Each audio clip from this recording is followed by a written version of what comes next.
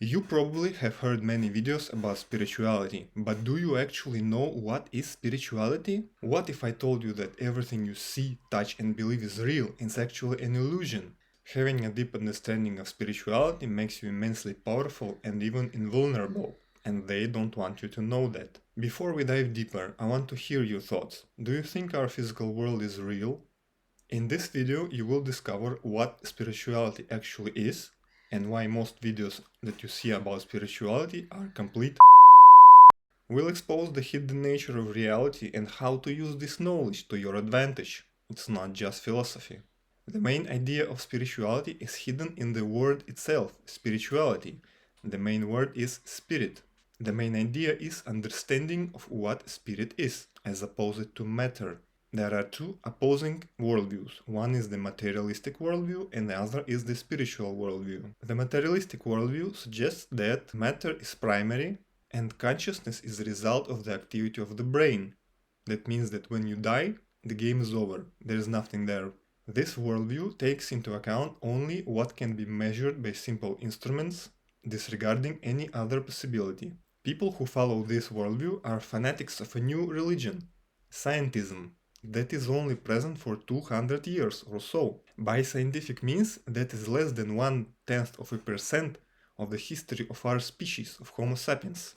Blindly following what they are told from the TV and disregarding hundreds of thousands of years of experience of humans, of their ancestors and of their own life experience. Disregarding as false because it cannot be measured, there are no hard proofs, or didn't have a peer-reviewed study made about it. This worldview is like staring on shadows on the wall, being deluded by the beautiful images and disregarding where they came from. Now, why such a worldview is dominant in modern times? The answer is simple: the Dark Age.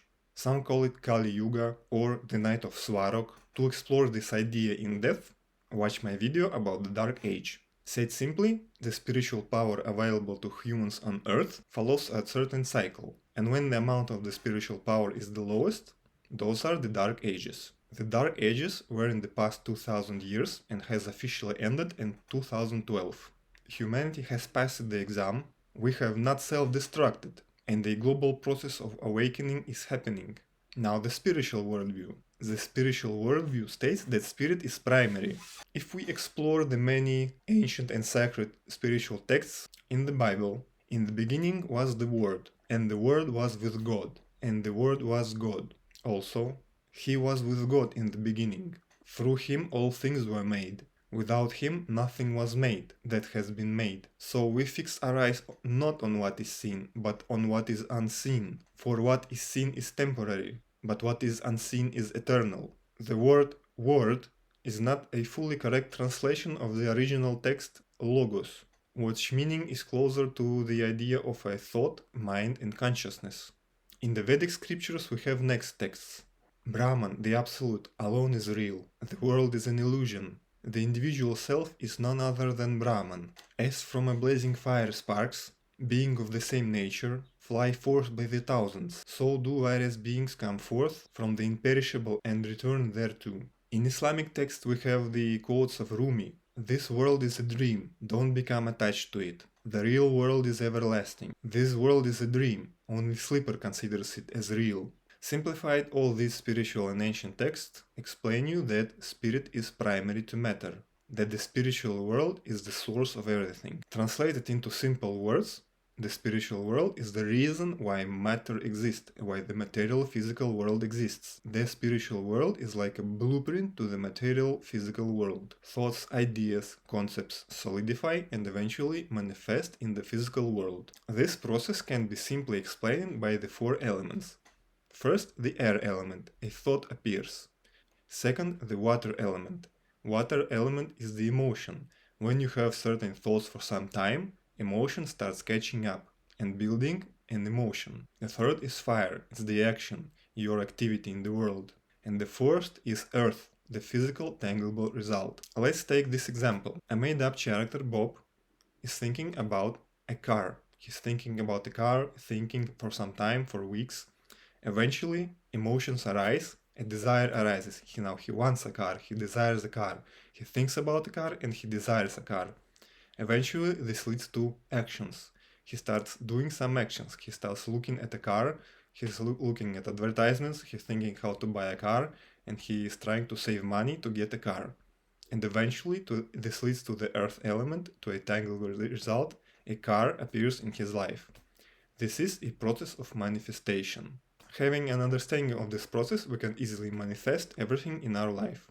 Developing this idea even further, we will understand the processes of our life and our body, how events happen in our life, and even how diseases happen in our body. Explore this idea in depth on my video about psychosomaty. The popular accepted idea of psychosomaty is that some illnesses are caused by stress, but in reality it goes much deeper than this. Everything in your life is completely created by your soul and by your mind, including life events and also the people who are in your life. And true spirituality means complete clarity and understanding of this process. Clarity and understanding also opens up a way for you to control it. I will tell you later how you can easily control it. The main idea of magic can be condensed into the well-known popular phrase, as above, so below. The full phrase sounds like this: as above, so below, as within, so without, as the universe, so the soul. It's a famous quote from the mystical Emerald Tablet. The general idea is the interconnectedness of all things, that the human soul is a mirror of the big soul of the universe, and vice versa. Basically, it means that the spiritual world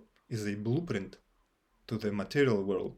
Everything that there is in the spiritual world will sooner or later manifest in the physical world. Do you think that this is just some distant philosophy unrelated to real life? How to use this knowledge to your advantage? How to control your life and your destiny? Actually, it's pretty simple. You just need a working method to work with the world of spirit. And that's exactly what I teach. With rune divination, you can read and perceive the world of spirit, and with rune magic, you can modify it. If you want to become a master of your life and destiny, join my free course. You can do it right now and it's completely free. Now, developing this spiritual idea even further, we can come to a horrifying realization. The accepted idea about how mind and logic works is completely false. Do you think you have a thought, then did some action, and received a result? Like somebody wanted to move to another country, acted on that idea, and then they moved to another country and built a new life there, all thanks to their ideas and thoughts that manifested? Actually, it's completely the other way around. Thoughts and ideas adapt to the required outcome of the destiny. What is in the spiritual world manifests in the physical world as ideas, as logic. Logic adapts to the desired outcome. Person has a certain future, certain destiny planned for them in the spiritual world. Then this manifests as certain ideas and thoughts. Those force the person to realize this destiny. Not the other way around. Not you have a thought and you change your destiny. It all comes from the world of spirit. Discover more in my video about how actually mind and logic works.